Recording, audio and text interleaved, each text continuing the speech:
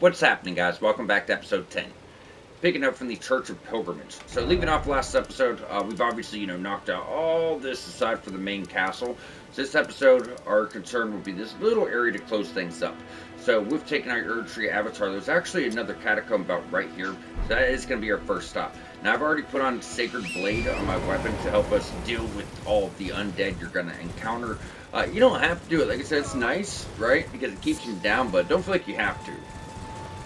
Just a recommendation to make things a bit easier on everyone.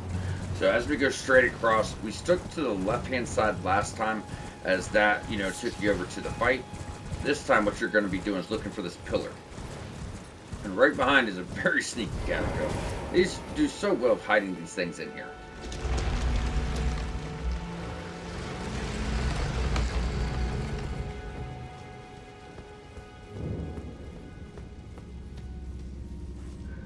So as mentioned, this is going to be, mainly undead, what you're facing. This one's not so bad. It's a little bit of a pain in the ass with certain things, but oh no, it's really not so bad, right? So we're going to go and pop this. If you're not worried about the items, I'll call them out. You don't have to, but as mentioned, if you're doing all the content, you should have plenty of stone sword keys, plus, with merchants, you should just be able to pick up everything. Now, this is just a cookbook that's going to go well with intelligence build more than anything else, although anyone can use it. What it's going to do is give you the recipe for Grand Core pots. Now, Grand Core pots are little spirits. So when you throw that pot out, it's going to break, and spirits will chase down, your enemies to do, damage. So, I mean, it can be nice. It's more of an obscured build, as there are, weapons that use the same type of abilities, which we'll cover when we find. But yeah, for me, I want to get everything, so that's what we're going to do. I think it's easy enough to pop all of those stone sword key doors. The first few playthroughs I didn't think that. I thought, you would have walked in like, oh, we're just have to pop, the doors to get the best items, but with checking things with merchants and things like that, like, we're able to get all the stuff. So either way, guys, going straight on down. Going over here. So these guys love to pop up, if you haven't noticed, after you walk by them. So anytime you see a body on the ground, pretty much going to be one of these guys. Maybe not every time, but close enough to that.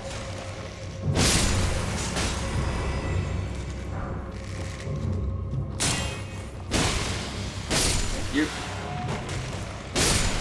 even if you don't have Sacred Blade on, they're still going to have big weakness to holy, so you don't have to hit them as much. Look at that, almost 1,200 damage. Absolutely absurd. Just targeting weaknesses. Except there's another one that popped up behind us. Yeah, he takes him. Alright, so moving forward, we're going to wait on the fire. Run, run, run, run, run. Have one gentleman right here. And wait for it to come again, because you're probably going to get caught.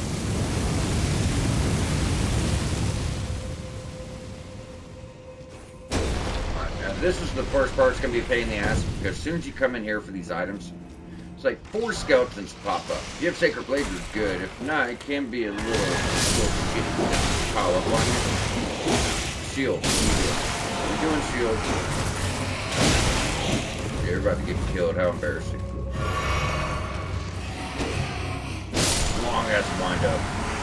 Another thing I used to do, keep in mind, they got to be hit twice, but if you raise this flame back up, it'll probably take them out completely, because it's just constants that's hitting them on the ground. And this guy's a little fucking tedious, because when I tell you spamming pots, I mean, he's quick. He's so back to back. So our weapon archer's quite well for taking him down. Now what we're going to do is just sit next to this and jump. So your leg kind of bumps it, which will raise it up. Otherwise, if you swipe at it with your weapon, you might not be able to jump up in time. Not a big deal.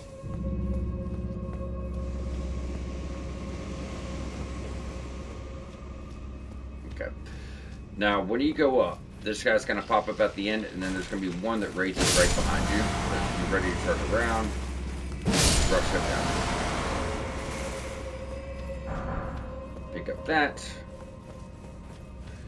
And there's your boss lever. Where was it? Okay, right here. Get some crafting, pull your lever. Now, this boss fight is kind of rough if you don't know how to play it. So what he is he's like a shadow. It's called cemetery shade. He's solid black, like a literal shadow or smoke even. And he's so rampant. He's like attack, attack, attack. He's got curved swords, and he just spazzes the fuck out on you. So the best thing to do is pop the opaline bubbles here. And he is so weak to holy that you're just gonna smash right through him. But the fact of the matter is, he's got blood loss. He vanishes, teleports. He's got one thing. When he shoots green magic, they'll actually lock you in place. Yeah, there's blood loss. I don't know how he's not getting hit by our attacks, though. That's odd. We're right in his face. He's super annoying, though. Ruddy.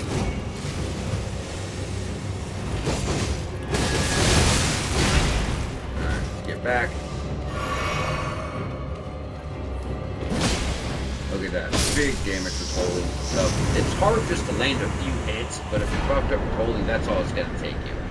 So with that, you get Lookfrill the Headless. Now, this is the first one. If you were to go to read about this, Legendary Ashen Remains. So this is one of those summons that are going to be needed for Platinum. So you don't need every spell in the game for trophies. You don't need every weapon, but you need all legendary talismans, weapons, summons, you know, all of it. So he would be one of those. Now from that, all this is actually done. So what we're going to want to do is jump back to the Church of Pilgrimage.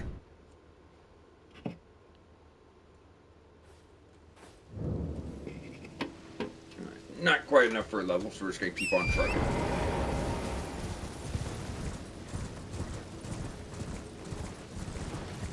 Alright, so now what we're going to be doing is going downhill to the right-hand side. We're actually just heading back for what we did on our earlier run around. You know, we're going to start by clearing the ruins here, finish clearing them, knock out your Everjail, and then 4th Church of America, which, you know, we should all have. There's a few loose enemies around the edge here we're going to hit. Other than that, there's not that much really going on. Going all the way to the right, it just looks like there'd be more here, but there's really not. Like, you drop down here under the banisters that we were at last episode, but if you notice, there's just, you know, nothing here. It seemed like a missed opportunity to me, but figured we'd show it off.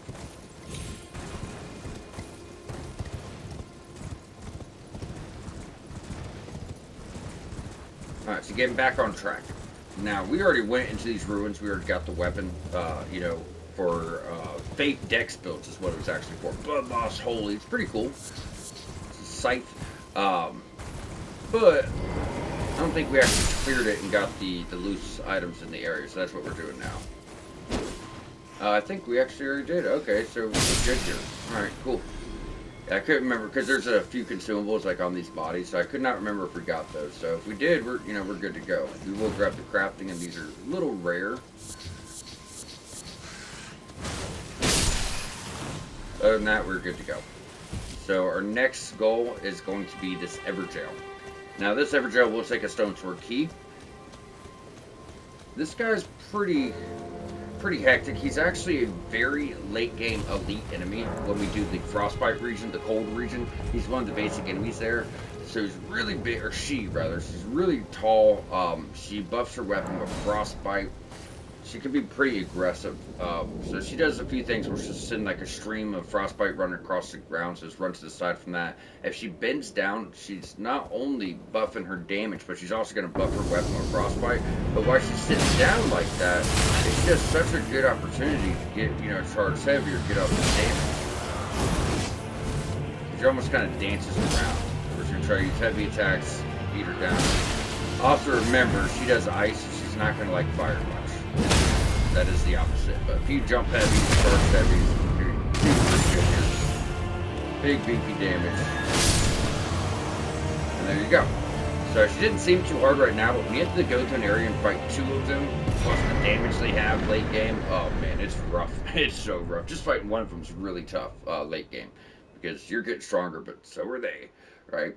Either way, that's going to get you a talisman that we picked up. That's it's the earlier version of the one we're wearing now. That got you guys in Caleb that gave us 20 free levels. Well, that one gives you 15 free levels, but it doesn't raise your resistances as much as, you know, the one we're wearing. And the one we're wearing is actually a legendary that you need for Platinum, too. But yeah, And remember, they do raise your or lower your defenses, so it's not something you want to have on forever. It just helps out early game to give you a little bit more into your base stats, such as health and stamina, to help reach weapon requirements. As you bring up those levels, you need to try to replace that talisman as quickly as you possibly can. Either way, guys, with that done, we're heading straight out the church door. And over here on the left-hand side, going out the main door, you're going to notice a little drop, right?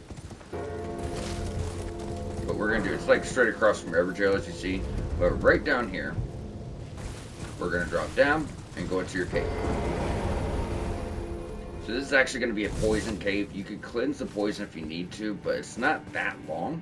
So I feel like we could just go through here and heal a few times. If you're worried about it, we have Flame Cleanse Me, so, you know, we are covered on all bases.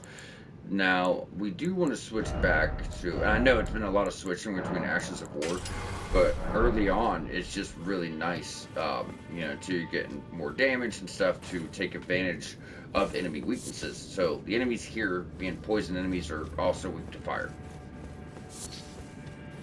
There's going to be the cup. I don't really know how to explain them. There's like blobs. They're stuck to the ceiling and they're going to fall on you and kind of lock you in place. You want to just be kind of observant of what's around you. Other than that, you're going to have casters here. These are sages. So they're going to be casting poison spells at you.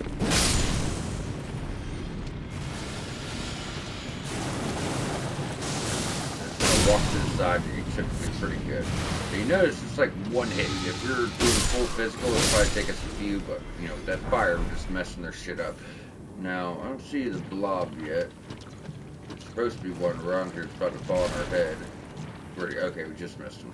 These guys are also very weak to fire. When it comes to these little blobs, their really only weaknesses are blood loss and fire, just so you guys know. Alright, make sure we don't miss any items.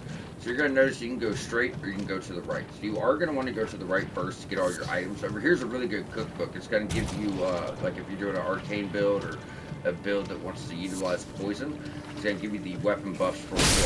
So your poison grease. And there's going to be a really big rat too.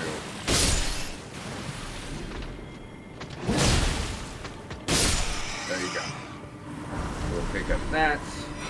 Pick up Nomadic Warriors Cookbook 8. There's going to be another big rat. Yep, almost immediately. So, typically on the way back, he's working his way around that corner.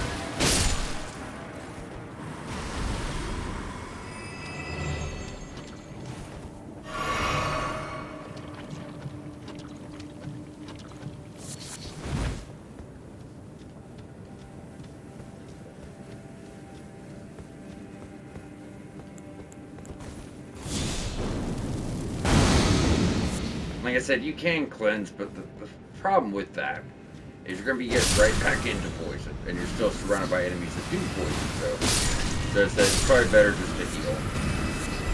Alright, Atria Leaf, we have to drop.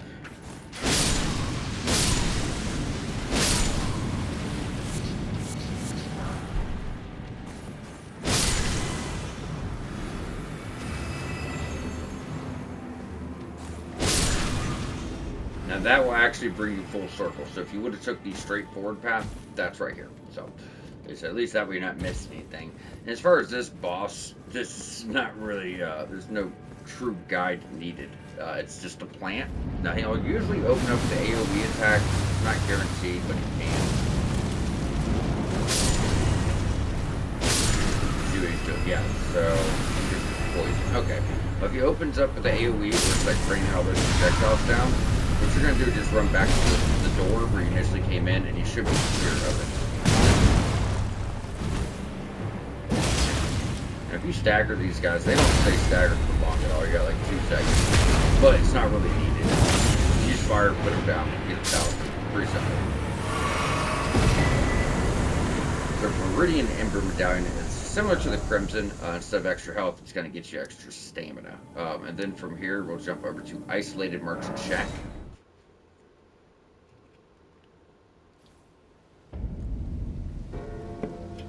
Should be next, enough for our next level.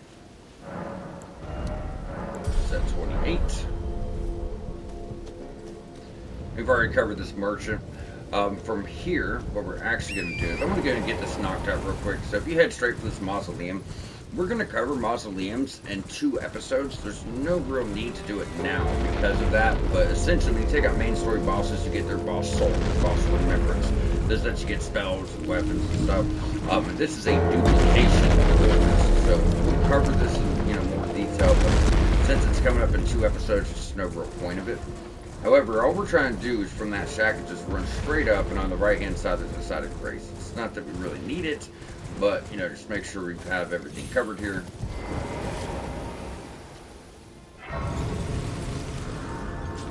Then we'll just fast travel back because this is where we actually want to be. Alright, so there's another ruin right here, and you can't miss it. You see it on your map. Just look for those structures. They'll always lead you to a ruin. So run straight across. There's a ruin. Now these guys, earlier when we did a run around, I thought I picked up the spell for you guys, but on the map I guess not. So what sucks about these guys, if you don't kill them in the first hit, that's what they do. They spaz out. They almost like this. If you kill them one hit, that's good. If not, you probably should back up because they're about to hit you 1,000 times in a second fly. And it can be a nightmare until you have more health. It really can. It's very obnoxious, to say the least. Make sure we get all of our items before we go on down. So this ruin is going to come to play with a quest line much later in the game, about mid-game. So it's obviously nothing we can do with that right now, but as mentioned, we'll just go ahead and get you the spell, the items.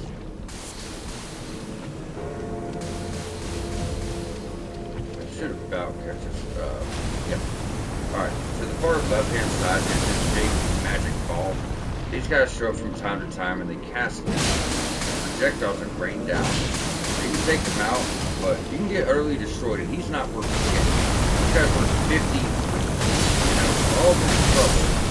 It's not really worth the time, He's trying to block the stairs, but you can run around him easily enough.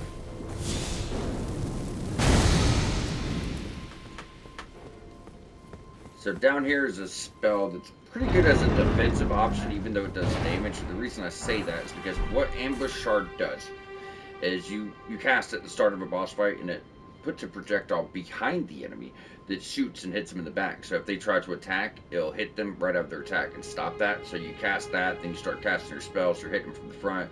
If they try to attack, that hits them from the back and interrupts them. So it just makes things easier. Decent early game spell at most. Then right here is this familiar face, but we can't do her quest yet. So that's who you met over at the, well, that's Witchbane there. Yeah, Witchbane Ruins. But that is Selene, who you met at the Waypoint Ruins earlier. It said you could have turned spell books, but we did not want to. So with that covered, what we're going to do is clear this beach. There's not much here, but we'll just go ahead and knock that out. Then there's like a loose item here to grab, and that's really it for where we are now. Oops, wrong way.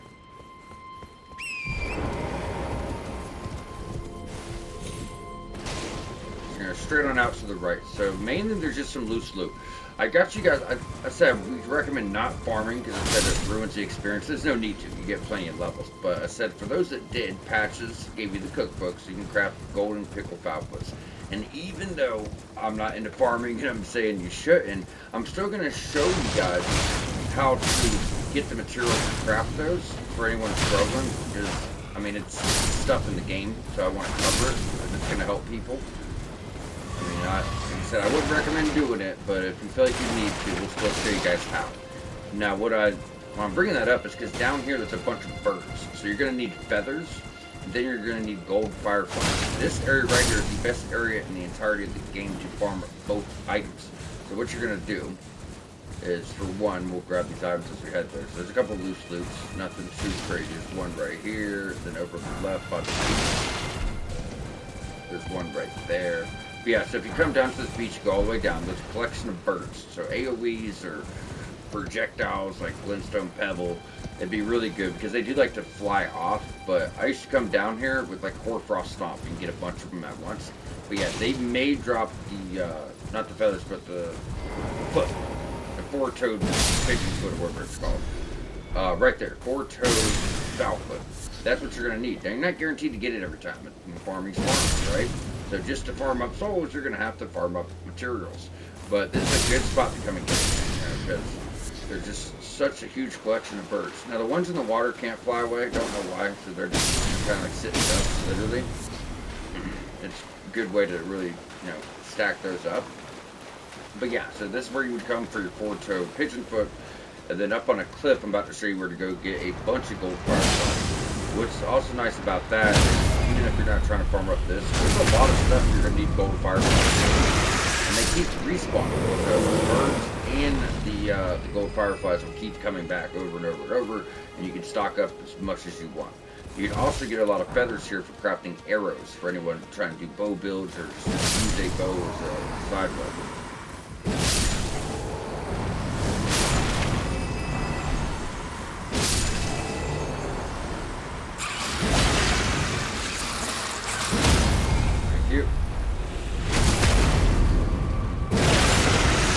That clears the beach. We're going to go back to isolate the merchant shack. Now I'm going to show you guys where to get the gold fireflies, but I'm going to do it as we're clear our area. So we'll get back to it in a second when we get to the spot. But first things first, leading the isolated merchant shack over here on the right will be another collection of tombstones to get some runes. I've been trying not to spend them as of late, so I wonder if they're starting stacking back up again. Yeah, we're starting to work on our collection again. Right at the start, we popped a bunch because we got some just running around when we were getting you guys starting weapons, a good start. So we popped all of them before we started doing content. So we hadn't started the game yet. None of this stuff matters. We're trying to get a little bit of health. But since then, we wanted to start saving these. Weapon upgrades are expensive. Buying spells are expensive. That's what I said. These are good for what I call shopping, right? If you don't want to spend your souls, or your rooms, you can just use these. So we should have a nice, healthy collection at this point again. It takes a minute to build them back up. But, you just find so many. Then enemies have a chance of dropping them too. So you find them all over the world. Then we already did the Tower of Return. That took you to the capital. Very late game area. To get the talisman, so this has already been covered. But if you go past this point, you can get the item by over by the crosses. You're going to grab the dragonfly heads. And then right past this point, you drop right behind, and you're going to see this guy right here for mushrooms. And you can take these guys out again if you want to. There's no real reason. No real need to. And then if we just go straight across this little mound, you're going to notice this little pond. So with this pond, this is where your golden fireflies are. You get like 12 to 20 every run. So it's just a good way to really pile them up. There might be more than you notice because you got some of these.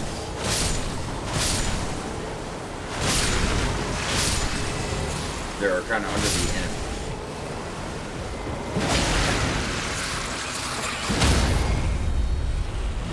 Just to get his ass out the way.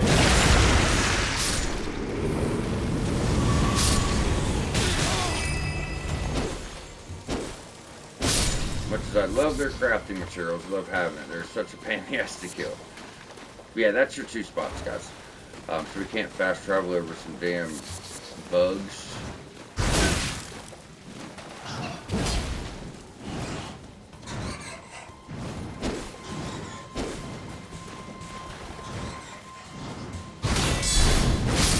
You finish getting your resources, and, we're good to go.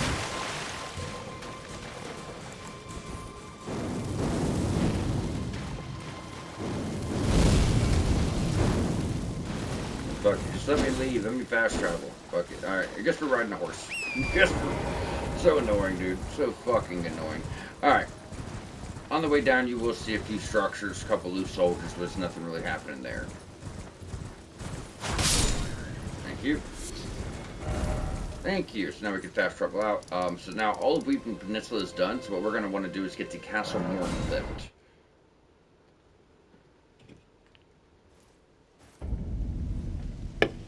Alright, so now we're finally ready to do the castle. So this is like your first castle. Fort Height West was a fort.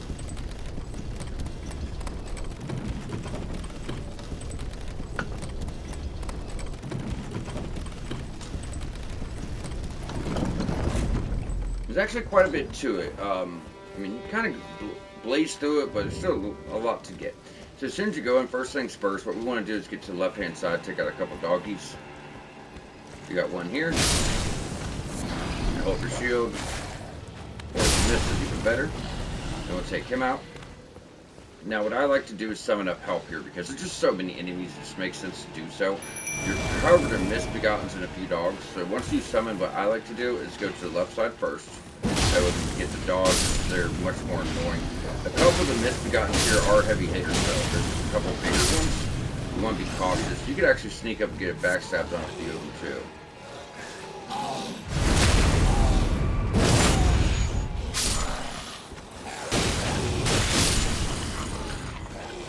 Make life a little bit. Say what, man, they will fucking gang up on me. Yeah. That does real damage if you ain't careful.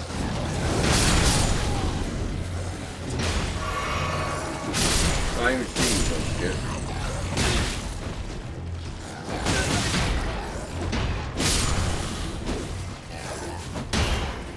Goodbye. See that? They killed our skeletons, but they keep coming back. That's such a good, early choice for summons, because they'll kind of stick with you. Now, we're actually going to want to go to the right, sneaky little side path there, but first, we're going to go clear this, because there's two ways you can go. You can go this way, go straight, then around to the left-hand side, or you can go to that right path. Now, this is the obvious path, but if you went this way, you've missed a few things. A weapon, a super good torch. I told you guys not to buy a torch early on. Well, we got the lantern, but you find better torches just doing all the content. Then over here in the far right, we'll have this gentleman, and then you'll see a ladder, which, will take you up, but we don't want to take that. Instead, we're going to backtrack. We're just trying to clear the area. But if you backtrack over here to the mount, some smoldering butterflies right there, fire grease right here. And going in and get you guys your next great sword, which is the claymore. It's okay. The heavy attack does thrusting, so it's really nice for tight spaces like hallways and stuff. Could be helpful. One of the best quality weapons of the game, skill and wise, fully upgraded at plus 25. For anyone doing quality, Bloodhound Fang and claymore, probably some of the best choices. And you're gonna notice the battle is ensuing. So we talked briefly about Arena's quest. Her dad's here. I said it's really dangerous for both of them. That's why she's trying to get him out, but you don't want to leave his post. And that's because the soldiers here are fighting with the misbegottens. They're being completely overran. And that's, where that quest is going to come into play. So with that being said, as you go through here, a lot of these guys will be fighting each other. It kind of makes things easier. And there's a lot of enemies. Everyone's your enemy, but them killing each other, I'm not mad at it. We'll finally get our shield, Give it. No, stingy fucker. Right. Once we got them, we're going to go to the left side first for the torch. So I like this torch because obviously you could use it as a weapon as fire damage, but the actual torch is a really wide swoop of fire, so it's like where you blow fire off of it, left to right. It offers, an AoE. And that's going to be right here. Steel wire torch. I think this one's actually worth showing off though, so we will. Like I said, you can actually use it as a weapon for one, which also could be upgraded. So physical, you get fire, quality, or dex. Then the Ash of War. Look at that. The nice AoE options for physical builds that are, using spells. Just gives you guys other things to use. Now, if you would have went the other way, you would have missed that torch. You would have missed the claymore. That's why we took that side path. Alright, from here, you're going to see a little break in the wall. We're going to roll off. And you would think that you'd be able to kick down a ladder to like the first portion, first shortcut, but there is no such thing. It's really odd. It feels like there should be. So a few of these bozos, they could drop right here to the left to get back to the courtyard, but like I said, there's no actual like ladder or anything like that. We don't want to have to run through that fucking mess again. So we'll take him. You could drop right down here to progress, but we want to go all the way across first. Then right here is your next side of grace. But do not take it. We have to get into a side quest very briefly, so we'll backtrack, go through that rail. We're just trying to get the items and show you all this side of grace. Alright, so going up here, we'll be able to deliver the letter to Arena's father. It's actually going to lead... So their quests are involved in other quests, and that's something that happens a lot. We'll kind of break that down in more detail. Because it can be confusing, honestly. It's cause you to miss items.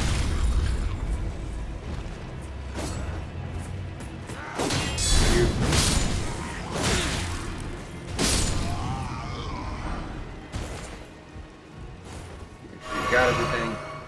Right.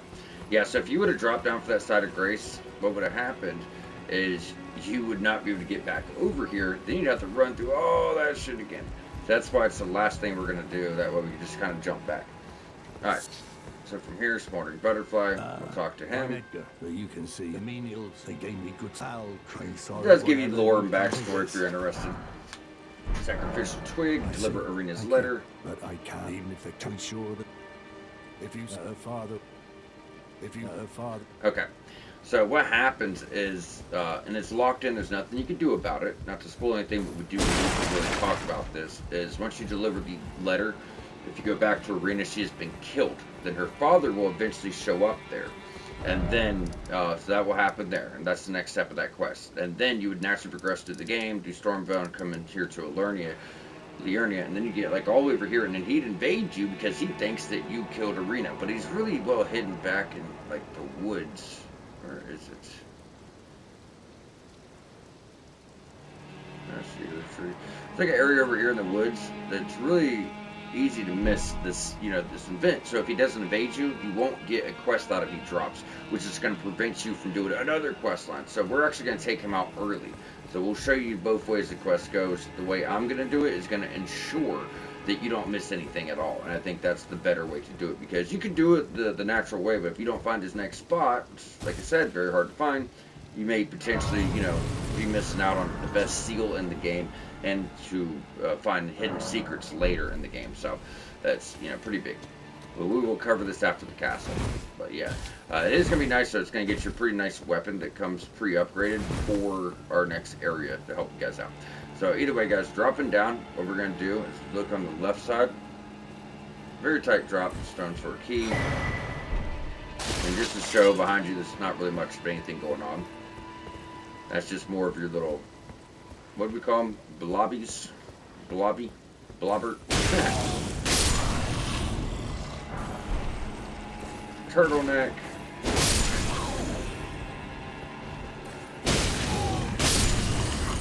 Take him. Take him. That's the thing too. You end up talking to him, and if you don't look behind the castle, you can easily miss all this. And this area we're doing is actually needed for your Platinum Trophy, because one of your legendary ornaments is here. Actually, the first legendary ornament that you're going to get, you'll naturally find this big old beefy strength weapon. That's a somber weapon, so it's very unique. But somber upgrades are so rare, I wouldn't bring this one up. There's going to be better choices you might miss out on.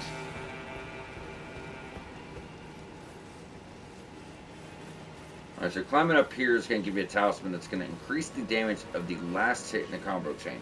So if you're using a weapon that comes out fast, maybe like a katana or a dagger, boost the last hit of a combo. But for greatsword, even short sword, the chances of us blending a whole combo is going to be next to impossible. It's just not going to happen. You don't have that big of windows, right? So while nice, it's not going to work for most folks. It'd just be wasted. So once you have that, we're going to look for the break in the bridge, drop down, get some pretty rare crafting ingredients over here that you haven't even seen yet. Just right here, tarnished golden sunflower. So you get those much later in the game, around the capital, but you'll find some here and there. So really, really rare resource. And as we progress, watch out not to jump in the hole. Which we are, but you might want to turn your lantern, at least briefly, so you can see. So we're going to drop here. If you line up right with that X, like, I don't even have to look where that next ledge is. If I'm center of that X, I know I can slowly walk off. Boom, I'll land exactly where I want to be. And then from there, there's a little lip you can land on. You won't take any fall damage, but there's a lot of rats in here. And believe it or not, I don't care how good you are, it's so easy to get killed because they're all going to start staggering their attacks if you aren't careful. So that's the bigger thing.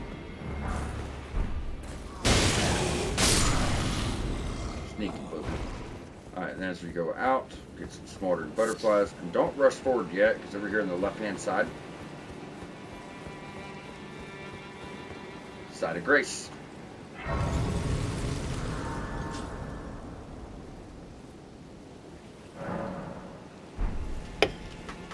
Alright, guys. So now we're going to be pushing towards the end. Looking at time. Damn, this actually going to be a shorter episode. That's good, though. Means we're making good progress. So what we're going to want to do is run straight across. There's going to be a big guy right here to your left. Just run right past him, because this guy will get called, and you don't want that, you know. Also, you can farm this guy for a very nice great axe. That actually uses the regular weapon, so you can make a fire axe or a frostbite axe. Plus all that, whatever you want. But if you're doing a strength build, it's a really dope weapon. I really like it a lot. You know, even ours, Fave Strength is good because we can make a fire axe out of it that do work. But yeah, you'd have to farm it to get it. Once we have him taken down, we're going to roll off. And you want to stick close to the wall, but just kind of hug this wall, go around for a somber right here. Very sneaky items, can't say that enough. Now, from here, you're going to see the bridge. We're going to stick to the left. There's going to be a really big crab that pops up, but if you play your cards right, he'll almost be dead by the time he even gets up. Should be right here. Where are you, fucker? Right here? Alright. So as he's climbing up, we're going to get the cards heavy.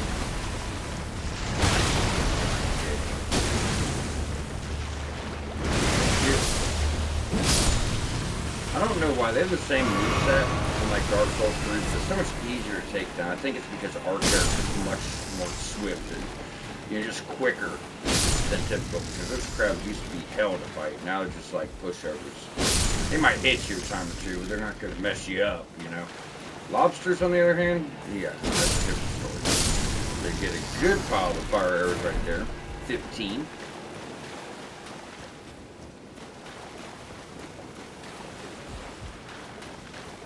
Then from here, we're going to run into the boss, Leonine Misbegotten. So he's a really big Misbegotten.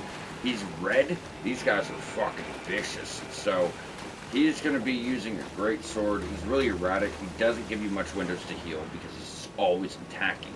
He'll do like a jump attack where he comes in. I think 2 and 3 hit combo, swap, swap, swap. So what you're trying to do is just dodge, one hit, back up, right? You'll have a couple windows for charged heavies, but they don't come too often. You can actually get the greatsword he's using very late game. It's a really solid choice. So try to use guard counters, that's what I would do. Now if he doesn't stop, he'll typically follow that up with a double strike. Yep, you gotta be careful with guard counters. So the combo is probably gonna get caught. Yeah, using those guard counters, good way to stagger him. Get that crit as he's getting up, or hitting weapon guard. No, then that's down, and you know, that's really it. So it's not that it's hard, but you know, the first time ever running into that guy, he can give some real trouble, I feel like. Grafted Blade Greatsword, first legendary ornament. So if you go read,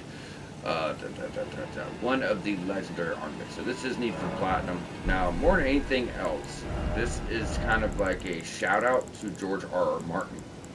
So FromSoft, for those that don't know, teamed up with the writer from Game of Thrones to make this game. And he kind of came up with all the lore and characters while they made the game itself, and you know, the level design and all that stuff.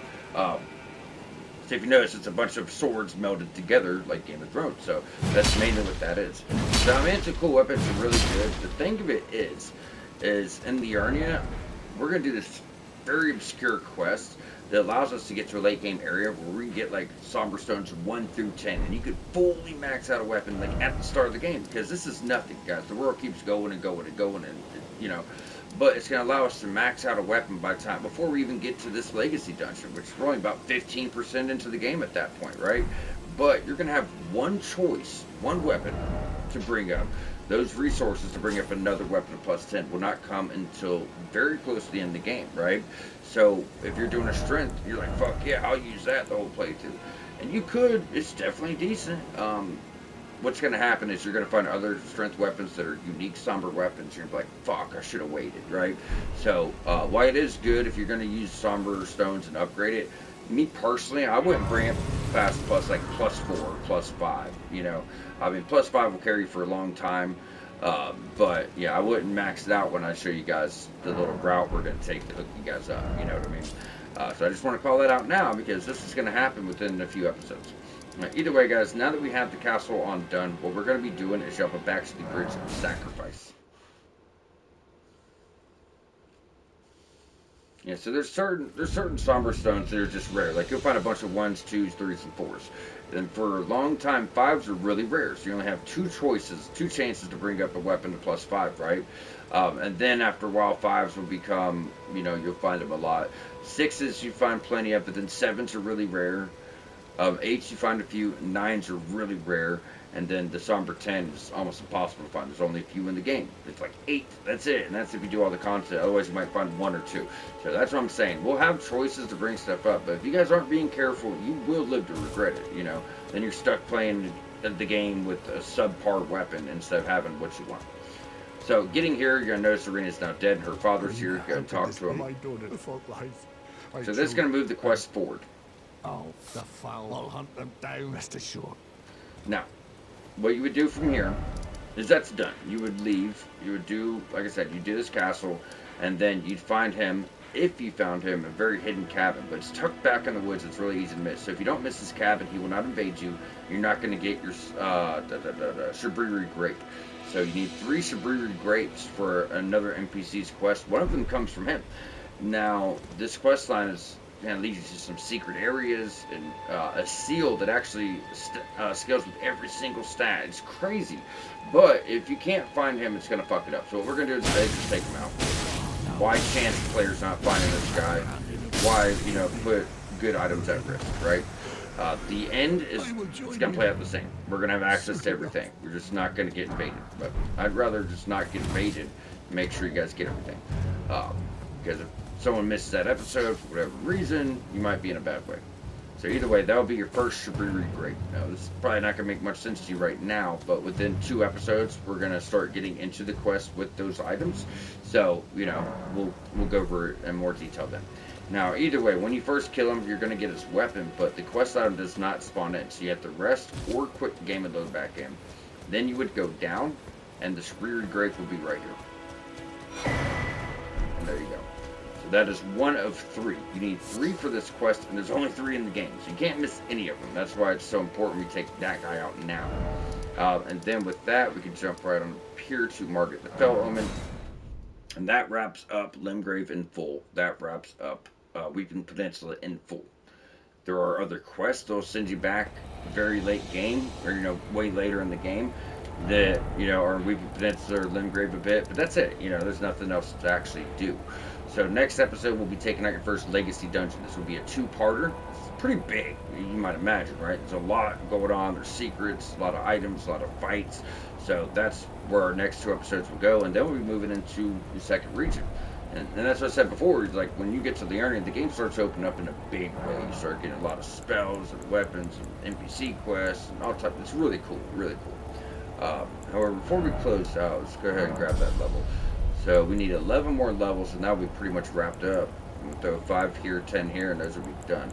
Now we could probably, if we get 40 here and 20 here, we could hold off and bring these up a bit and then jump back in. I think it's better just to get them done, though. So I'll leave that up to your guys' discretion. As long as you get that 40 health, I feel like, after that you can kind of just do what you want. I want to see something here, though. Do we have enough to snatch the level? No. I'm going to save those. Yeah, you'll get plenty of levels going through the next area. Also, with taking him out, his weapon was actually already at +8. It's pretty damn high. So he just already happened to have it upgraded himself. It's going to be for quality builds. But I like it because it's a nice looking halberd that can be infused. And when you're in tight areas like hallways, you don't have to worry about trying to swing and get knocked off a cliff. So having that thrust would be nice. Plus, like I said, it's already upgraded. We can go on down, infuse it with fire, frostbite, or whatever you like. But go into your astral board, like we can put Sacred Flame. Sacred Flame.